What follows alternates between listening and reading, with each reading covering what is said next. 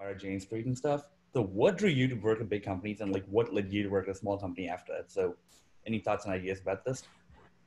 Yeah, you mean like when I was in college? Mm-hmm. Yeah.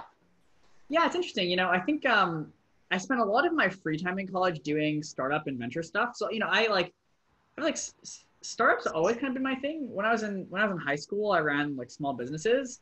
It was in like rural Canada, and so when I moved like to the U.S. and went to MIT for school, I kind of was like, what's the MIT equivalent of these small businesses I've been running? And it was like tech startups. And so tech startups were always kind of like the thing I was into. And so I think I spent my summers doing internships with larger companies so I could like get that experience as well because I knew I would spend all school year and honestly like a lot of the summers as well doing stuff with startups and venture. So it was less about like kind of doing big companies and getting pulled away to startups. It was more just I was already doing the startup thing, so it's good to kind of get this experience in parallel. Yeah, and then that makes sense. Do you want to chat a little bit more actually kind of about your experience at each of these kind of startups, or sorry, each of these large tech companies more specifically, and kind of like what you thought of them, as well as kind of what you were deciding between, and kind of why you ended up like choosing to do each of these things, Yeah. like doing the KP Color Perkins Fellowship at Square, doing kind of quant at Jane Street, and then doing kind of software engineering at Facebook.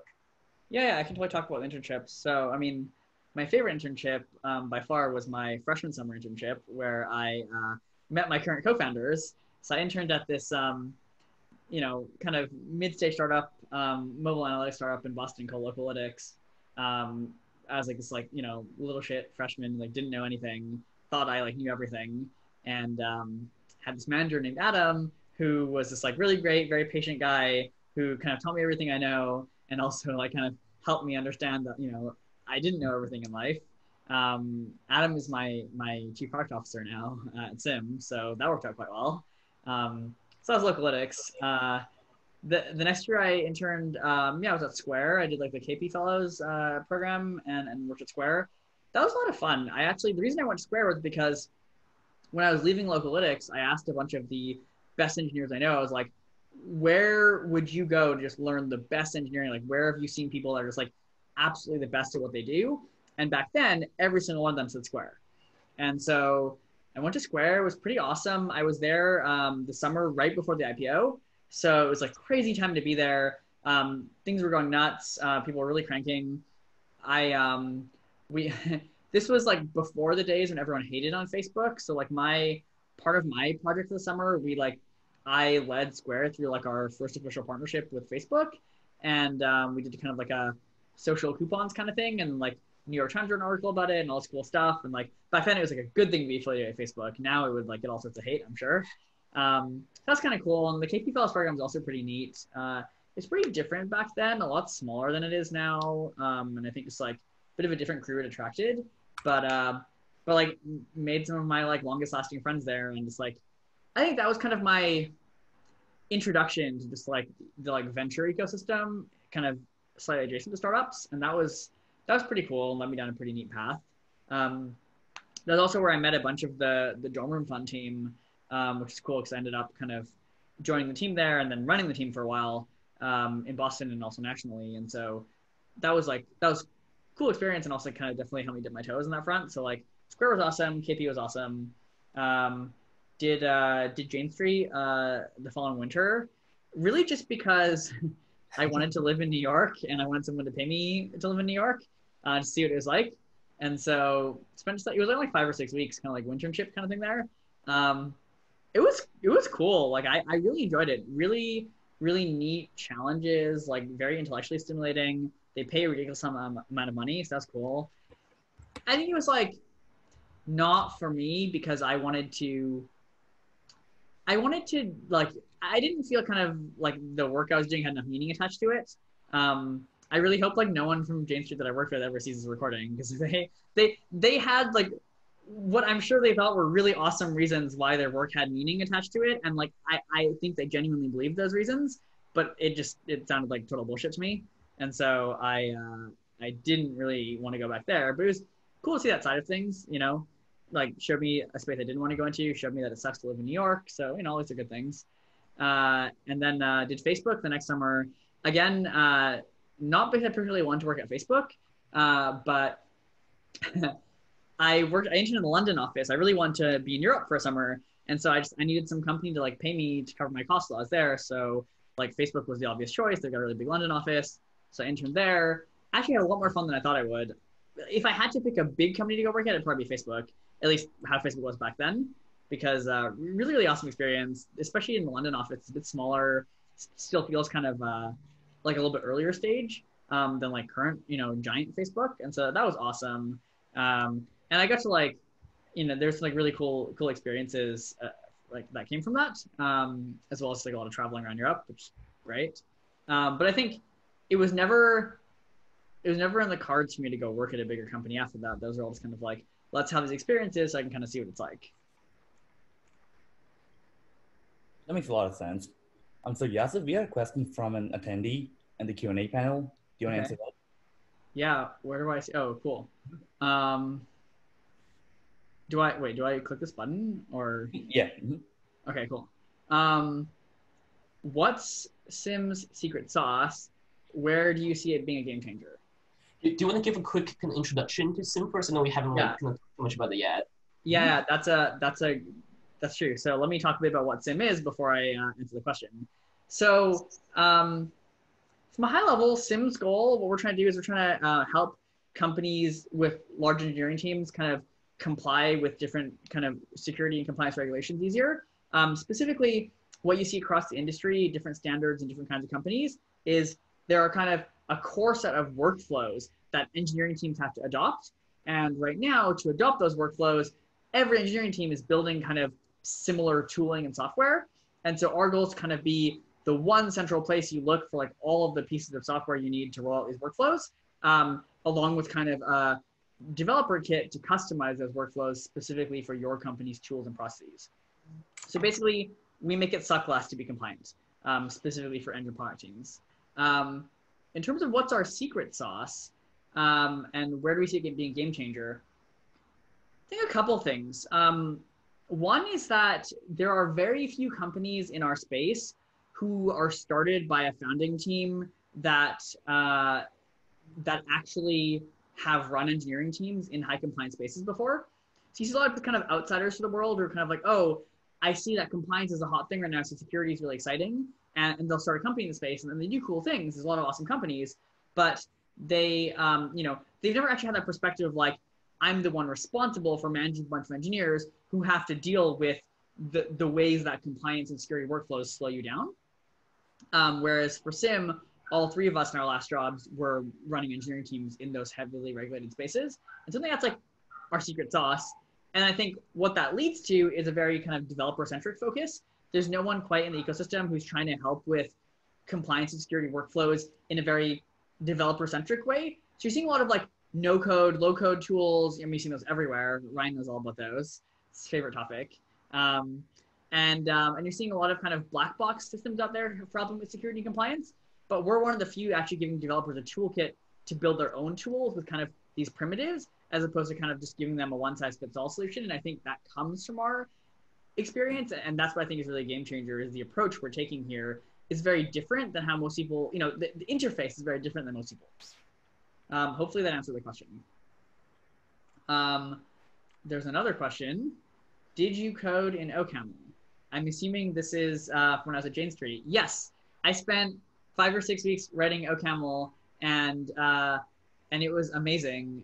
OCaml is a fantastic language. Anyone who's like an engineer who hasn't written in it, definitely like check it out. It sucks. It really, really sucks to write outside of Jane Street and Facebook, because the two of them have built really awesome internal tooling, and off-the-shelf tooling for OCaml is kind of awful. And like 3/5 of the OCaml kernel team is employed by Jane Street, and the other 2/5 are employed by Facebook. So like not a lot of people out there putting good tooling around it out, but awesome language and lots of fun. And I'm glad Jane Street still has that rep.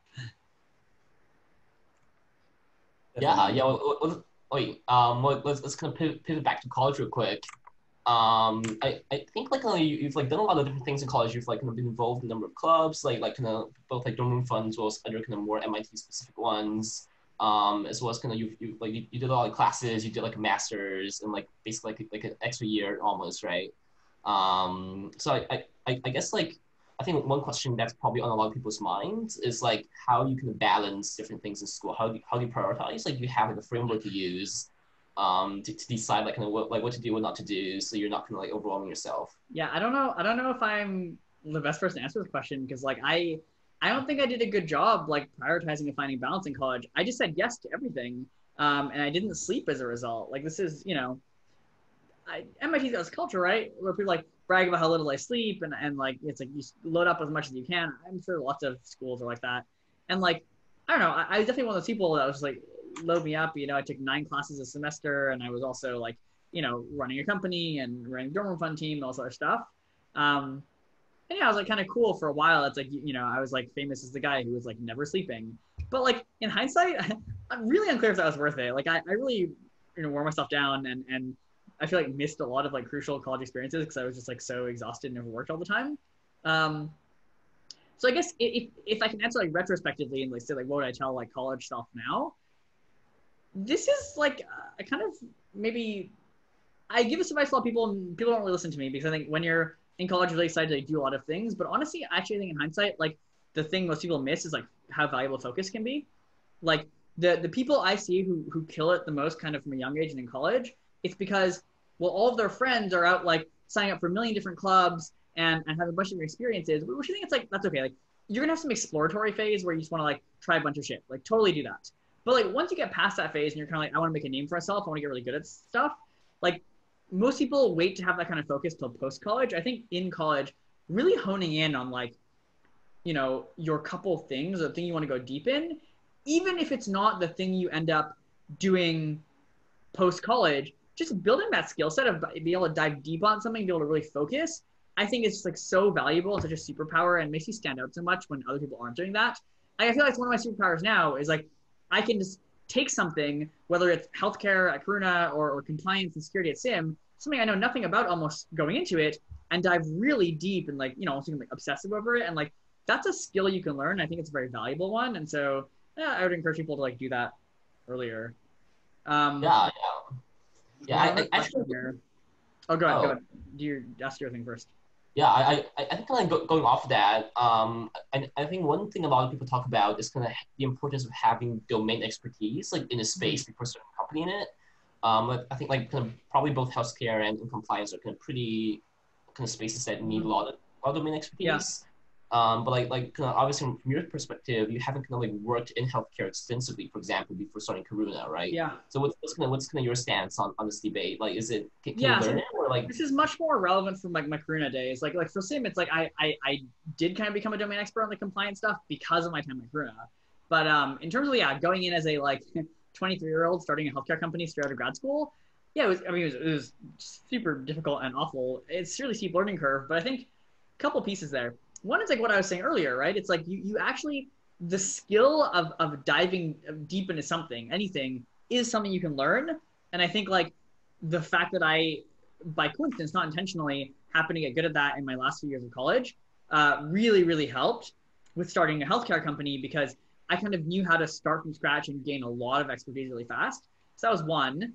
Two was I started the company with some, Joe, my co-founder, like knew an incredible amount of healthcare. He had spent the last 3 or 4 years diving deep into healthcare just out of personal and academic interest. So, I always say like, if you're like a generalist person looking to start a company, like, I don't know, it's like, hitching yourself to someone who's gone really deep is kind of great, right? So you skip all this stuff about learning the industry. You just have the person you're spending the most hours a day with teaching it to you. The other thing I think is it's actually is pretty learnable, this stuff. Like if you really apply yourself and dive in deep, I think that the danger is like when you start something in a space you don't really understand, it's really easy to try to become like an academic expert, like read all the literature and like blog posts and podcasts and whatever. But like that's not how you become good like practically in a space. I think it's like you feel like do stuff, right? So like when we started Karuna, we wanted to learn what it was like to build software in healthcare.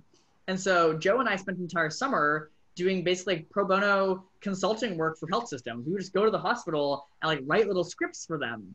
And like, it was nothing to do with the product we built, but we learned about what it's like to build and deploy software in healthcare, right? So like, I'd recommend like doing things like that. Just like do whatever it takes to like gain that experience and also learn from like operators. So the other thing we did the year before we started Karuna we spent a year. I mean, we followed this process. So this guy, Adam Pisoni, who started this company called Able. They're an ed tech company, and they're awesome.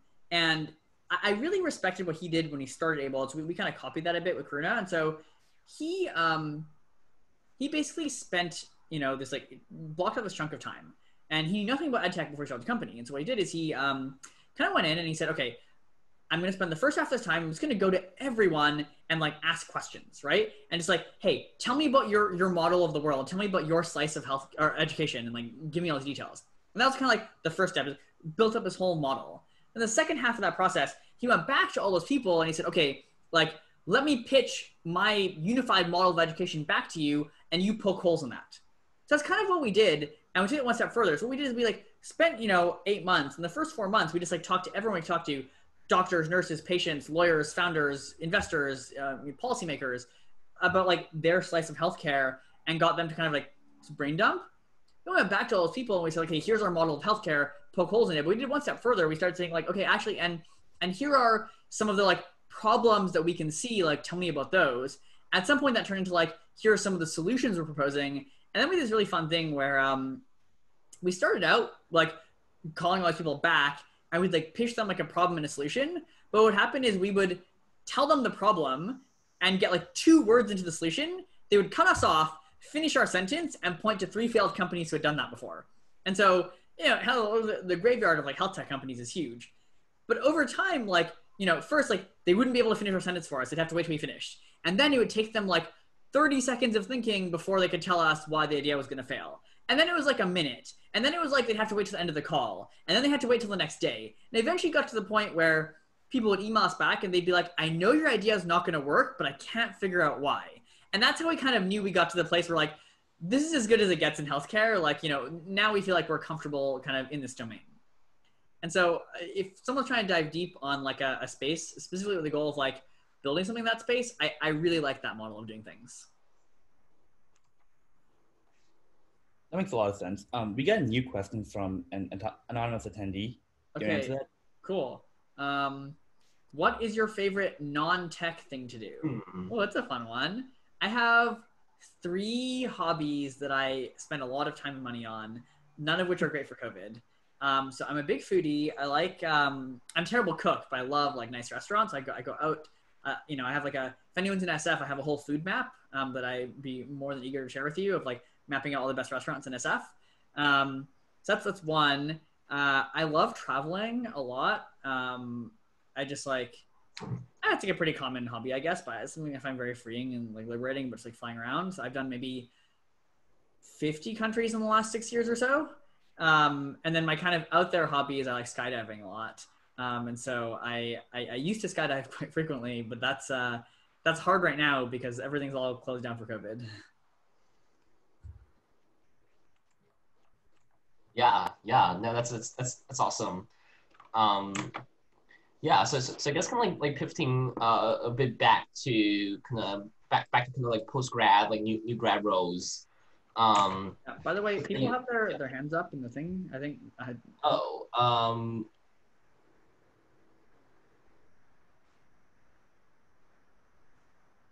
Yeah, hello. Hi. Yeah, I wanted to ask you a quick question about startups. It's kind of tying back to like earlier what you were talking about, and you were saying you were entering like a a new domain that you didn't really have much experience with. So in this whole like process of like building a startup that you like in like a new domain, like what would you say was like your hardest obstacle or something that you wish you had known for like entering or like starting to build a new startup? Like the biggest obstacle to like starting a company in a new space. Yeah. That's a tough one to answer generically. I think there were I only talk about 2 unexpected things, I guess. One was just the emotional toll of being a founder. That was very unexpected. Like it was like saying, right, like it takes a village. Like that couldn't be more true for like starting a company. I would like certainly not be where I am, nor would like any of my companies be where they are, if it wasn't for like the really, really incredible set of friends I have around me. And like, I mean, holy shit, like they've gone through some shit the last few years because this job is rough, and I've leaned very heavily on them, and so really appreciative of that. But it's also just like pretty eye opening. Like being a founder is so isolating. I don't know how people like are solo founders. I could never do that. It's it's so isolating. It's so grueling emotionally, and so that was definitely one of the most unexpected things, and also honestly a huge barrier. And then I guess the other thing that was kind of unexpected or a barrier is just like there's this interesting thing where like you're starting a company, you have to, when you're in school, everything you work on there's a right answer, right? It's like a PSAT or a test or something. There's a right answer to every question. Then you get into like startup mode, and you have to like get out of that. You have to get into this mindset of understanding like for so many things there's just not a right answer, and like dealing and coping with that uncertainty and like living every day, like struggling with it and grappling with it, but needing to push forward when there isn't a right answer, and like being able to like take big bets with limited information, I think is in theory easy to say, but very difficult mindset to actually adopt and kind of maintain that really kind of bias towards action. But the actual kicker here is you do that for your first company, and along the way you learn all these things. So when you start your second company, you realize actually, shit, there is a right answer to all of those things. Just no one tells you that, right? It's like the other piece there is like you learn your second time around, there's all this stuff that you worry and obsess over in the early days of your first company, where like the right answer is it just doesn't matter, right? Like at Karuna, we spent like a whole week debating like which payroll system we should use, and like because we were like kind of playing house, or we were playing startup, and like this is gonna have so many impacts on the company when we hit 10,000 employees. Like we should be so lucky as to have the problem that like our payroll system is limiting us, and so like always like that sounds silly, but like you'd be surprised the random things just feel super life and death when everything feels life and death. And then like your second time around, you realize actually none of this shit matters. Like very few things that actually matter. And so you kind of have to go through transition where like first everything has right answers, then nothing has right answers, and then ultimately like you just understand how to pick your battles, kind of thing. Gotcha. Thank you. Yeah, totally.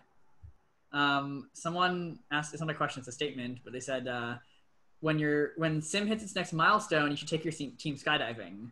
So that's funny for two reasons. As Vishy and Ryan know, we as a company have some exciting news that we'll be announcing soon. And so that next milestone is pretty close actually.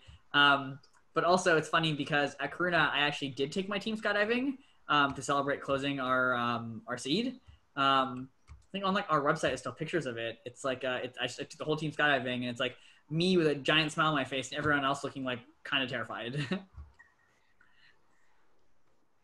So for my next question, I'm focused on venture capital and stuff because you had some time in venture capital, but still chose not to do venture capital after college. What made you choose not to do it, if that makes sense?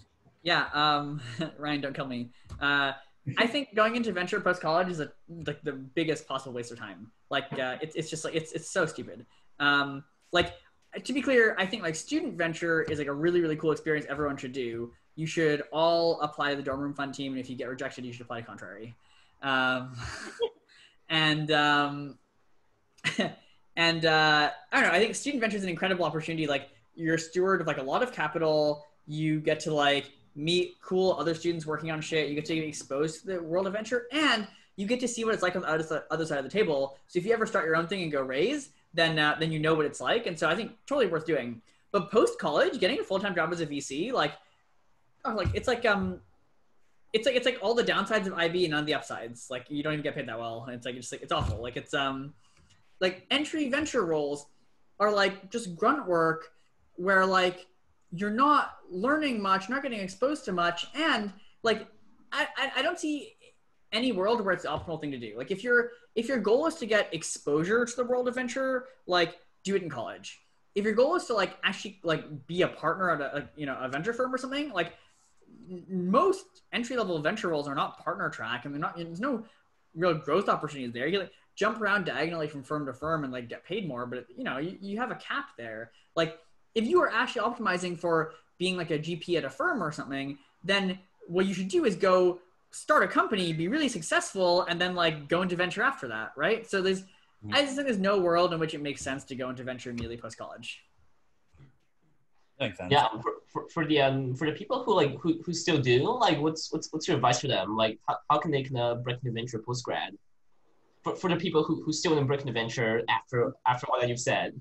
I mean, I don't know, like venture hiring processes, like everything in venture, especially early stage. I can only comment on early stage. It's like super emotional, or it's like very like, build a strong network, start sending deals to VCs, become friends with them. Like, just like, be the person they think of, and, probably they would love to employ you.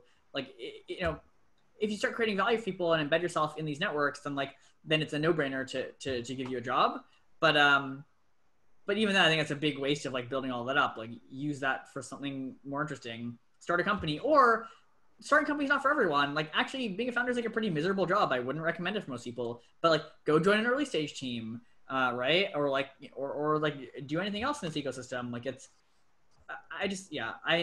I've yet to see going into venture straight out of college was the right move for them.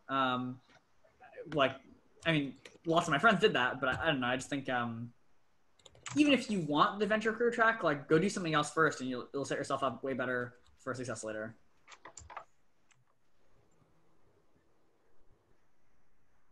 That makes sense. I think like outside of venture, one other career path that a lot of people can look into and think about, like post-grad, for anyone who knows some CS, who's into tech, but also kind of familiar with the business side of things, or kind of is interested in the business side of things, is product, right? Like PM, product management. Yeah. And like you probably like had a chance to go into that. Like, you probably could if you wanted to. But you obviously didn't. So kind of, I guess, why not? And like, kind of, what are your thoughts on yeah, product? I mean, it's funny because like a lot of my role right now kind of is a product role, right? But yeah, I don't know. I think well, let me split this into two camps. Like, if you can like code or not, right? If you're an engineer, you can code. Like, I think there's zero reason to go be a PM. Like, I think to be clear, I really respect like most PMs I've worked with. And they're awesome people, and like our PM Adam is on this call. But I think and Adam's kind of an exception to this rule. But I think largely, especially people who go be like PMs at big companies, like, I think that mindset and those skills are much better served by going and being kind of like a product-focused engineer, right? Like, you can go and be an engineer, be in control of kind of creating something, and leverage all of your skills, as a product-thinking person. And those actually, honestly, are some of the best engineers I've ever worked with. Doesn't matter where in the stack you're working or kind of what you're building. The people who kind of like basically act as a PM, even though it's not their job, are really amazing. Now, there are like a lot of really awesome roles, like especially on larger teams and more complicated products, where having dedicated PM makes a lot of sense, and being that person is really cool. But once again, I don't think you get there straight out of college. Like, you don't, like, as a new grad, there's APM program, there's like PM small startups, but like those PM jobs I think actually are really, really cool. I don't think a lot of them are hiring new grads. And so once again, it's similar to venture. If your goal is to be an awesome product leader, I would argue like, go be an engineer, go into operations, go do something else than like the random new grad product role, which I don't think will be super high leverage. And then leverage that to go get a more senior kind of product role that actually makes a lot of sense. The reason I said, Adam's an exception to this rule is Adam went and started a company, right? And he was boots on the ground, and he learned that experience. And then he went and worked as a PM at a big company, and now at Sim. And so I think that's great, but like, go get that experience somewhere else first. It's only going to make you a better PM or a better investor or whatever.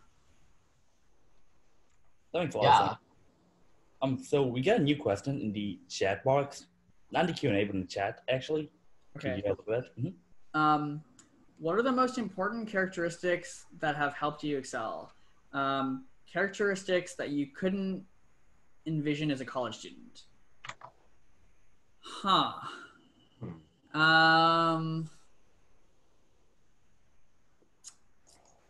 It's a tricky one.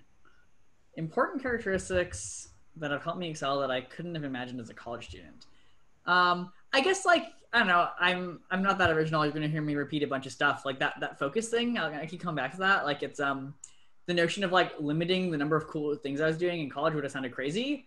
But actually, I think it's like one of my superpowers now. Here's one. So one of our values at Sim is over communication, and that's a very intentional thing. I think in general, any person who is employed by anyone or anything, like the best skill you can have is not to be great at writing code or designing or being a PM or investing or whatever it is. It's excellent communication. Excellent communication is like the foundation of successful people. And like, it's so being the person that is known. And to be clear, I'm not saying I'm this person. This is aspirational for me. Like being the person who's known for being like the clearest communicator who really can concisely articulate ideas and kind of disseminate knowledge is just like, no matter what your job is, it makes you game changing, right? It makes you like the 10x engineer, the 10x whatever. I think it all comes down to that excellent communication. And so I think it's hard. I think it's something to be very intentional about. It's a skill you can learn, but it takes a lot of effort. And so that's why one of our values at Sim is over communication, because it's something I want everyone to aspire to.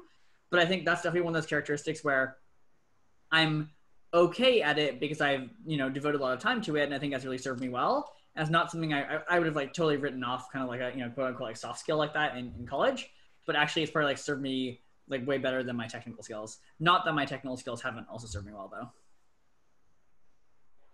That makes a lot of sense. So can we focus on Sim now? Like, talk about how like Sim began, like, how you, how you got the idea, like, build it and how you raised initial capital and stuff. Yeah.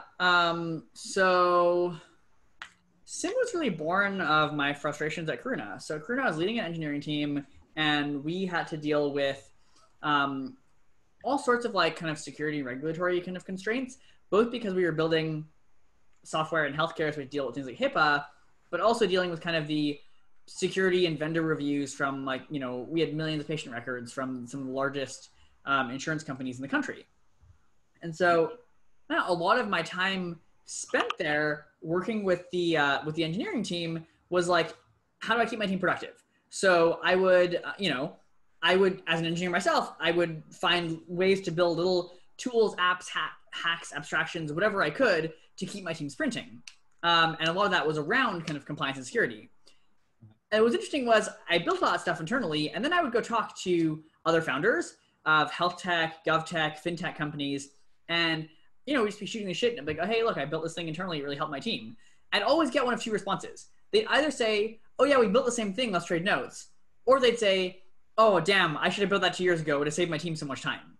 And so over time, it was kind of frustrating. I was like, damn, everyone's building the same stuff. It's like, I wonder if I can just like build it once and kind of like solve the problem for everyone. And that was actually my original idea for Sim. Was I wanted to go build like an open source framework that just like codified all of these security workflows, so that like, if your engineering team has to deal with HIPAA, you just like install Sim, fire it up, and you're good to go, right? And it's like, that was a bit naive of me, but that was kind of the goal originally. After doing a lot of like user research, it turns out I was a little bit off. It's, it's not that everyone's building the same workflows.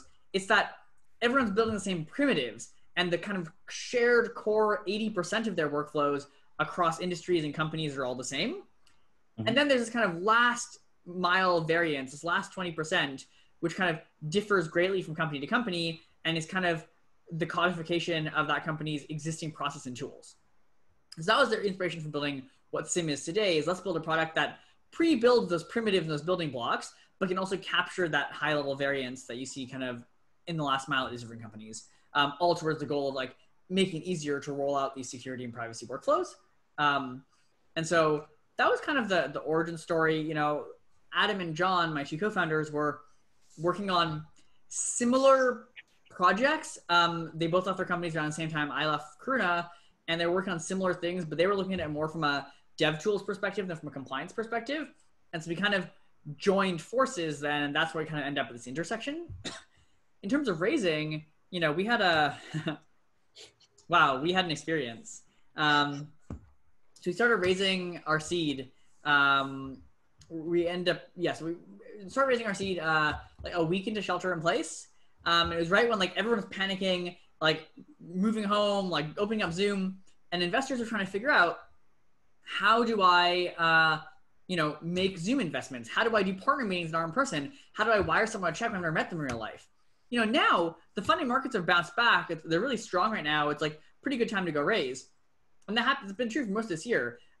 We caught everyone in those like 4 weeks where it was like terrible because everyone was still figuring out their process. And so we got a week or two in, and then the process kind of fell apart. A lot of people ghosted us or said no, or said like, we're pausing investments and things like that. So that was like 2 weeks in, pretty demoralizing, given that I was, like a month away from not being able to pay rent. And so that was stressful, definitely a pretty rough time. So we actually ended up doing is we like kind of just put fundraising on pause for a few weeks, let all the investors figure their shit out. And then we picked it back up again. When we picked it back up again, it went really fast, kind of within 14 days or so, we closed up a $3 million seed from some really, really awesome investors who understand our space really deeply and are very well respected. And that was, we had some product built, some people using it, but mostly it was just on the merit of the team and our backgrounds and the kind of unique approach we had to taking on this very large industry. That makes sense. So on the topic of a team at Sim, like how'd you convince like really amazing people to come work with you? Because the team at Sim's like amazingly stacked, you got people from Palantir, like, UPenn's MNT and stuff. How do you convince them to come work at a company like, just building up with no name, if that makes sense? Yeah, no, it's a good point. I mean, we've like, I love bragging about this team. We've built up this incredible set of people. We have, Rick on our team who started the Palantir office in London and managed a team of 50 people there. We have people who are staff engineers at Google and at Amazon and all sorts of places. We have, Andrew on our team was the CTO of a venture-backed company that had, tens of millions of ARR. And so really, really stacked team, like you said. I can't take much credit for that. That's mostly Adam, not Adam, our PM, who we're talking about, Adam, my co-founder. We have 2 Adams on our team. Adam, the one who used to be my manager ages ago. So, it's really, really, really a lot to his credit. He's probably the best recruiter I've ever met. But in terms of like how he's convincing these people to work with us, I think it's a few things. One is it helps a lot that a lot of people we've hired are engineers, and therefore they face the challenges we're trying to fix today. It's like in healthcare, in Karuna, I was building communication software for the people who take care of the poorest, sickest patients in the country. I have, family members who are physicians, but I wasn't really a target audience. It's really, really hard to put myself in people's shoes. Whereas now, both myself, Adam, John, our whole team have lived these problems before. And so that just helps shortcut a lot during product development, but it also just like makes it a lot easier to hire people if people get really excited, I think. That's one big thing. Second big thing is I think we do have a very unique approach to how we're tackling the problem, and it resonates with people. I think people see it and they say, oh, this makes sense. This should exist. And the third is like, hopefully people are also like kind of excited to work with me and Adam and John and everyone else is on the team now. I think, we're not bad humans. That makes sense. There's a new question to Q&A if you want to answer that. Let me check that out. What do you think is the value of diversity at a startup or in venture? Oh, cool. I like this question a lot. So at Karuna, we basically said we're going to have engineering parity, gender parity on our engineering team. And I know the question about diversity in general, not just gender diversity, but, I'll talk about my experiences. My experiences, the teams I build have been not too bad on other diversity fronts. I mean, it helps that I'm not white and I'm not American, so I build teams that look like me, and so that was pretty cool. At Karuna, we had, a team where half the company wasn't American. But on the gender front, it's tricky. It's really tricky to build kind of balanced engineering teams. It's not tricky to build balanced teams as a whole. And so like, these companies where it's like 50 white dudes and half of them is sales, like fuck that. There's no excuse. There's also no excuse for for not building kind of balanced eng teams, although I will admit it is very tricky. And at Karuna, we kind of like did the thing where like we're just not going to hire people until we have a balanced team. I actually don't think that was the right answer, because that really slowed us down and it at times jeopardized the momentum of the business. What we've done at Sim instead is say like we're going to hit parity on the gender front for our for like when the people we bring on site, and then we're just going to hire the best people. And if that ends up skewing by coincidence one direction or another, we will start this kind of like slow roll process to explicitly look for people who meet criteria of kind of like increasing the diversity of our team. That's kind of what ended up happening. One of the things I'm not proud of is we haven't built the most diverse team at Sim, and that's something we're actively working on. But we got to parity for our on-sites. We, by coincidence, and hopefully not too much because of like any latent biases we have, ended up hiring more men than women, and are now kind of, we're not actively growing the team, but we are actively kind of interviewing and talking to a bunch of really awesome non-male identifying candidates on a week-to-week basis, because we have the luxury of time now to kind of like fill out the rest of that team. So in general, I think like if you get to 50 people and you don't have a diverse team, like what are you doing? You should have an aspiration of always building the most diverse team you possibly can. But I actually think, maybe controversial answer, it's actually pretty okay to like build up those first few people, kind of get some momentum and have this be top of mind. And then once you have the resources early, but a little bit into the company's life, then heavily invest in feasibly and realistically building up diversity on the team. So I think like there is such thing as leaving it too long, but I think it's not the end of the world if you try and don't quite meet your goals in your first kind of 6 months. And in terms of actually asking kind of what's the value of diversity? I mean, yeah, I don't know. Some people like build a diverse team because they don't want to like end up on TechCrunch or like, have people say bad things about them, whatever. I don't think any of that matters. Like I can only comment anecdotally, but like, the best teams I've been on with the most creative ideas and the best kind of execution and cohesion have been teams of people, not just gender diversity, but like just incredibly diverse backgrounds who like bring all of their weird quirks into the equation from all the different walks of life. It's also just like a much more fun work environment. So that's what I have to say about that, I guess. Yeah. Thank you for that kind of thoughtful answer, Yasyf. So we're chatting about like fundraising earlier, kind of for Sim, but you're kind of pretty involved in the fundraising for both kind of Karuna and Foxtrot Systems, both companies that you started kind of while you were kind of in college or kind of immediately post grad. So kind of what was the fundraising process for those like, right? Like, especially when you kind of had less of a kind of background, like kind of. Yeah.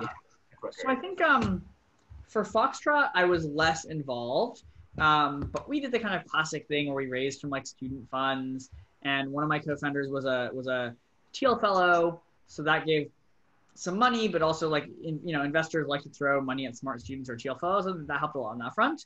But I can't comment too much on that because I was like, I was probably the other three of us the least involved in that front. At Karuna, Joe and I did most of the fundraising together. Normally it'd be the CEO who's really leading the charge there, but I think Joe and I had a pretty kind of unique relationship there, as well as just, I worked in venture for a while, and so I could definitely bring stuff to the table on that front. So in terms of like, I don't know, we had a strong network in venture. We, because we both worked in dormant funding, so I worked at First Round for a while because I'd been sending deal flow to VCs and just like becoming friends with them just socially. We had a pretty strong network to pull from for raising, and that worked for Sim too. So I'd say like start building that network early. It's like the one issue where everyone's down to just like chat about nothing. And so like, great, take advantage of that, build that network early. That helps a lot. And then, even if you don't have the network or the background or whatever, like, just focus on your storytelling skills. Early stage investors, especially pre-seed and seed, like, yeah, somewhat about the idea, the business model, whatever, but really like they're just buying the story, right? You're selling them on yourself and the vision and the size of the opportunity. And so if you focus on your storytelling abilities and you kind of build up this network, just how, any small chance that you get, I think you end up in a much better place than if you didn't do those things. I think people often, specifically around the storytelling, really underestimate how big of a deal that is for early stage venture. So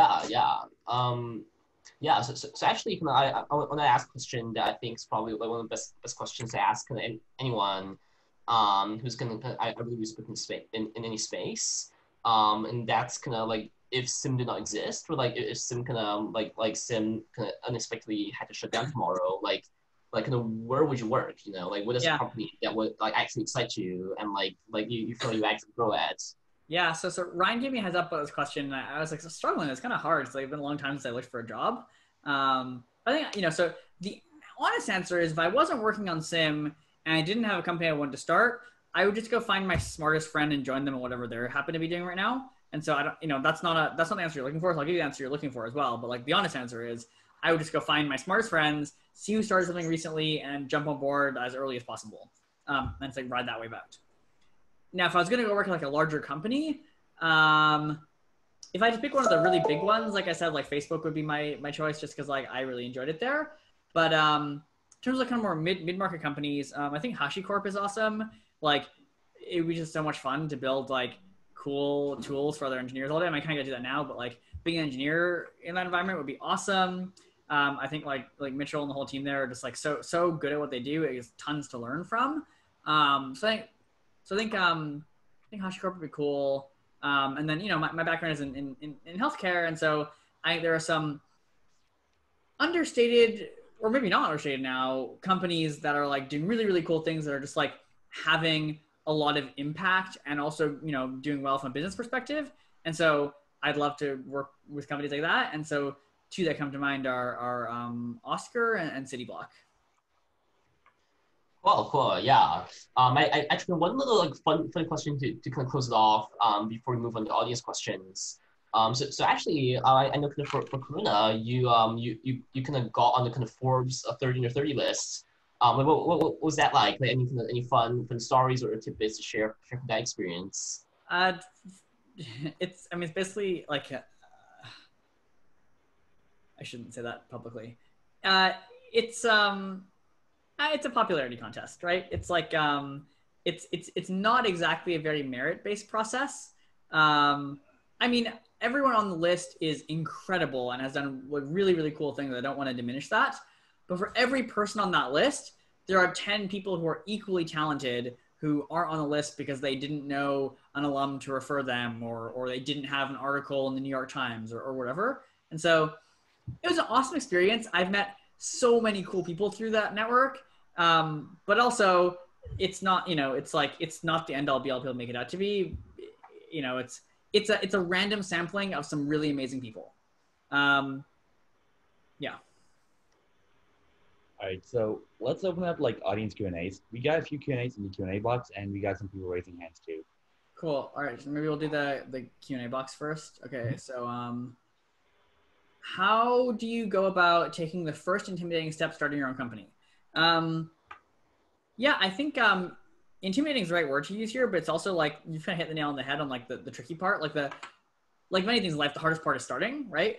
And the interesting thing here is like there are a lot of people who will kind of half-ass it, and not not in the sense I know everyone can't afford to just go and quit their job or drop out of school and like work full time in a company. That's not what I mean by half-assing it. I mean like emotionally and mentally half-ass it, where they're like, yeah, I'm kind of working on that project. It's like not it's like this whatever legal tech thing. It's just on the side. I'm not taking it super seriously. Like I think that's bullshit, right? Like I think like if you're really excited about an idea and you want to work on something, like dive in head first. Understandably, there might be time constraints or money constraints or whatever, but like commit internally doing it, give yourself a timeline and really like dive deep into it, or decide now is not the right time. I think that, the hard part about that first step is people often drag it out and it becomes like a first year where they're kind of thinking about it, and half mentally committing to it. And I think that's like, it comes back to my focus thing, right? Once again, like I'm just saying the same thing over and over, but it's like have that focus, take that leap just to yourself. And I think that's the hardest part. Like once you do that, like I think it, everything else, like it's not easy, but it's like you kind of fake it till you make it and that works. But like until you've internally committed fully, I just like, building a company from scratch is not a trivial thing, and you kind of have to before it's even feasible. So that's that question. And then next question is, do you employ any formal verification methods to guarantee security and compliance? This is awesome. So people are writing like Python code to codify their security workflows in SIM. And so, we have all these workflows expressed as code. So are we doing any formal verification is an awesome question. The answer right now is no. But it's like something I talk about with especially the investors a lot, and they're really excited about is like, we basically have like for the first time in history, the codified version of like how people are following policies that are written in PDFs. And so being able to parse the AST and like extract useful information from that, as well as eventually do things like formal verification with these kind of like compliance primitives is totally on the roadmap. And I think one of the coolest things we can possibly do at SIM. That was my favorite question. So we got someone raising their hand. Cool. Yeah. Hi, Yasyf. I wanted to ask you again along the lines of like raising funds. So you were talking initially about like how to get out there and talk to different VCs and gain that capital initially. Yeah. But then after the stage once you've gained your seed money, when you're kind of in the process of like working with that, what was your experiences like? Kind of just managing your resources and keeping up with like expected goals for the company, Yeah. just kind of growing the company in general once you've already like gained your capital. Yeah. It's an interesting question. It's really funny, right? It's like you work with like pre-seed and seed investors, and it's all about like understandably, and it makes sense, like how are you managing your burn? What's your runway? How can we prolong that? And then when you start talking to Series A investors, like raising a Series A or later rounds, the narrative then shifts to like, how fast can you spend this money? How are you going to spend it? How are we going to like reach those next milestones? And so I've got less experience on the later stage stuff. I'll talk more about the earlier stuff, which is kind of more aligned with your question, which is like, okay, great, someone handed you $3 million. What do you do with it? How do you manage that? Yeah.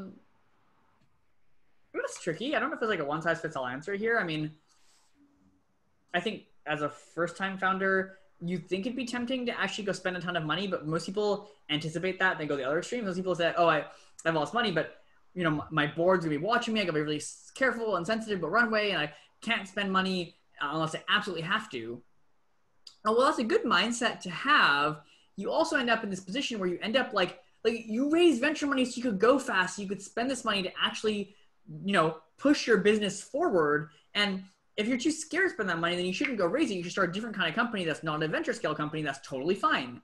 But if you're going to raise venture money, I think like, don't be irresponsible. Make sure you always know. One thing that's interesting is you start thinking about, you don't think about money in terms of dollars, think about it in terms of time, right? So like this hire will cost us 1 quarter of runway, right? Or 1 month or whatever. You start thinking about the world like that. And that's, make sure you're thinking about the world like that, but, and be conscious of your runway, but also like, don't be afraid to like use that money to accelerate your business. Like that's why you're raising it. You're not just raising it to sit there, right? And so I think that's something I think we did wrong in the early days of Karuna, is we both didn't spend fast enough, or no, it's not true.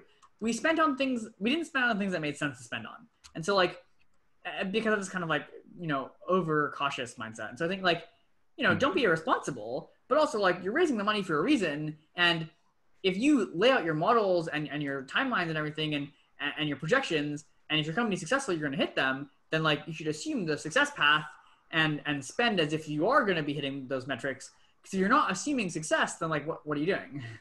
Yeah, that makes sense. Great, thank you. Yeah.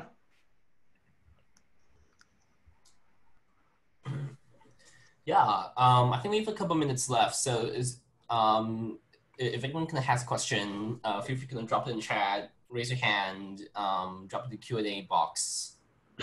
So many places for questions. Yeah. While we wait for questions, I'd like to make just a really quick announcement regarding Reflections projections.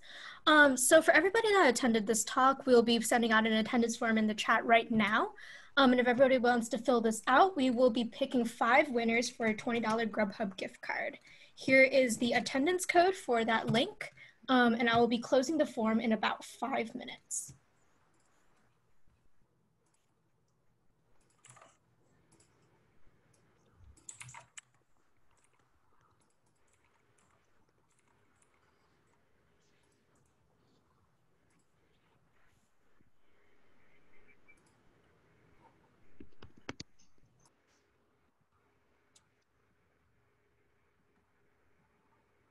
Well, in that case, if there are no further questions, I would like to thank Yasyf, Ryan, and Vishnu for coming today and for giving us this wonderful fireside and for not only your candor, but also this wonderful time. So thank you so much. And thank you on behalf of all the attendees. Just some really quick announcements for the attendees. So we'll be kicking off our talk series tomorrow at 10 a.m. with Angela Odor-Lungati. Also, if you enjoyed hearing about SIM, we will actually be having 3 members of the SIM company coming to give a panel on Wednesday at 5 o'clock. So we would love to see you there. Awesome. Cool. Awesome. Yeah, thank you all so much for coming.